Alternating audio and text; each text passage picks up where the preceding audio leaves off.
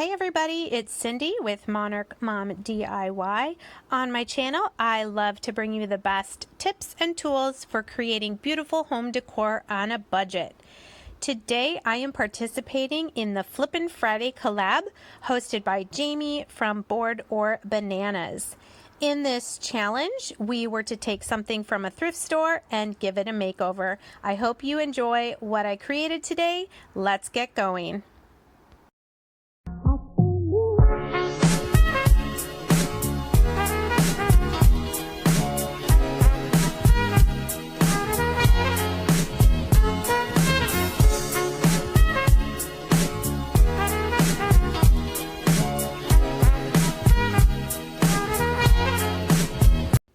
So today for my project, I am using some 5-gallon paint stir sticks, some of these poster letters from Dollar Tree, some chalk paint and wood glue, but the star of the show is this set of shutters that I got at a thrift store. They do have these hinges in the middle, so the first thing I'm going to do is I'm going to unhinge these two shutters for the project that I am making today. If you are new to my channel, I want to say welcome. If you've come over from one of the other amazing YouTube creators in this collab, please let me know where you're coming from.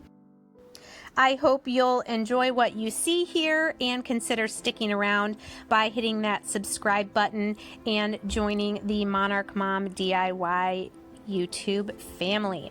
So once I removed those hinges, you can see I'm using some of the spackle from Dollar Tree and just using my finger to fill in those holes. And once I have it filled in, I'm just using my scraper here to get the excess off, and then we will let that dry before we sand it and continue on with our project. So there were these on the bottom, there are also holes on the top of the shutter, and then one of them had some on the side. So for the center of my project, I'm showing you this very thick cardboard I got in some packaging, but you could use some signs from Dollar Tree. Basically what I'm doing is I'm making a very tall welcome sign with a shutter at the top and a shutter at the bottom, and then the welcome sign in the middle. So whatever you decide to use for the backdrop of the center section, I am going to use a piece of this cardboard packaging. It's very, very thick, about 1/2 inch. And here I'm just using my Dollar Tree utility knife to cut the size piece that I need.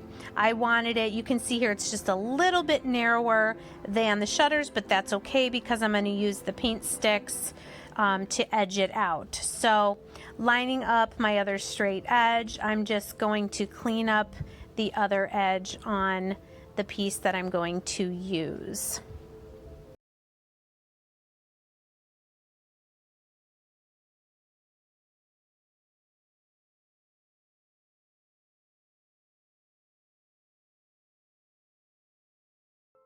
So each of my shutters are about 9 inches wide and 27 inches long. This middle section of cardboard I cut at 28 inches. And then I'm showing you here, I'm going to take these 5-gallon paint stir sticks and I'm cutting them right at the 14-inch mark that's actually printed on one side. Here I'm using my saw and miter box from Amazon.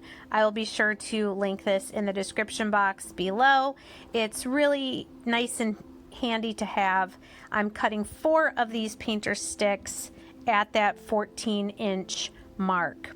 Now with my center cardboard, I'm going to give this a coat of my Waverly chalk paint in white. I was very fortunate that the shutters are a beautiful brown stain color, and I am going to keep them that color, but I want this center section to kind of pop, so that's why I'm doing it with the bright white Waverly chalk paint.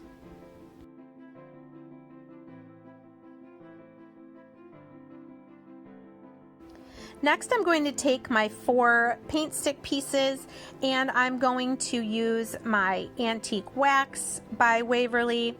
And if you've never used this before, you basically brush it on like paint and then just wipe off the excess with a rag or a paper towel, and it's really beautiful. You can do multiple layers if you want to darken it up. You can let it sit longer on the wood and it will be darker as well after you rub off the excess. So I'm doing this on the one side and then also on the 4 edges for all 4 pieces. You'll see what I'm doing here is I painted 2 of them and then wiped off the first one. Now I'm going to paint the 3rd one and then wipe off the 2nd one. That's just so it's had a little bit of time to sit on the wood, but you can see how beautiful it is to bring out the grain in the wood. And once this is dry, it really matched the color that the shutters already were. So I didn't even paint the shutters. Thankfully, they were a really nice color. So now that the spackle has had some time to dry, I'm just sanding off any excess and then using that antique wax stain to try and blend in those spots where the hinges were attached. In a couple spots, I had to do it maybe 2 or 3 times, putting it on, wiping it off, and then sanding it to blend it in a little bit. But once I had done that and it had dried, really you had to really look to see that there were hinges there. Now, the reason I didn't just flip it over and use the other side is because the other side was the side that had the little stick that you move up and down to make the shutters open and close, and I really didn't want that. I wanted just this side that had the slats going horizontally. So once I had stained over all those places where I had filled in the holes, I was ready to move on to the next part of this project.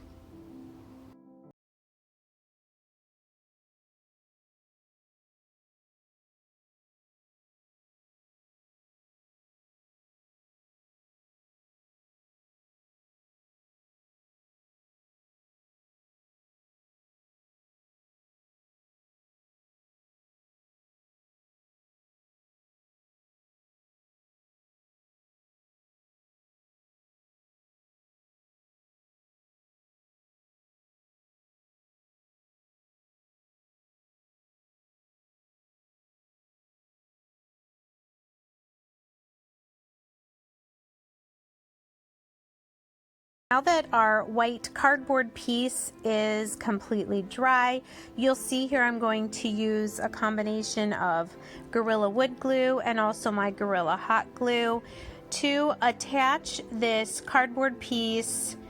Here I'm on the back. You can see that little stick I was talking about on the shutters. So I'm centering this, and then I'm also going to use some of these larger craft sticks just to attach this together. I wanted this to be sturdy enough, and you'll see as we go along that I will be adding some other things on the back just to brace this, because it will be, like I said, very tall. It ends up being, oh gosh, let's see, what's 28 times 3? It ends up being like almost 6 feet tall. So definitely wanted it to be able to withstand being, you know, against a wall. Yep, here I'm just adding in a little more of the hot glue. I've turned it over to the front now, and here you can see with those paint sticks how it really does blend in pretty nicely with the color of the shutters. And I'm going to be gluing these on either side of the white cardboard to make one continuous piece. So it'll be the shutter on the top, then the white piece in the middle, framed out by the paint sticks, and then the other shutter at the bottom. So while I'm putting this together, I would love to know, those of you that are watching, maybe you like to shop at thrift stores and find things that you can either just decorate it by painting it or whatnot, or you like to look for things that you can modify like I'm doing here. What is your favorite thing that you've found at a thrift store, or maybe like a garage sale, or bought it on Facebook Marketplace? I'd love to know what some of your favorite thrifting or flipping projects have been. Let me know in the comments. I really like to get ideas from what you guys have done in the past.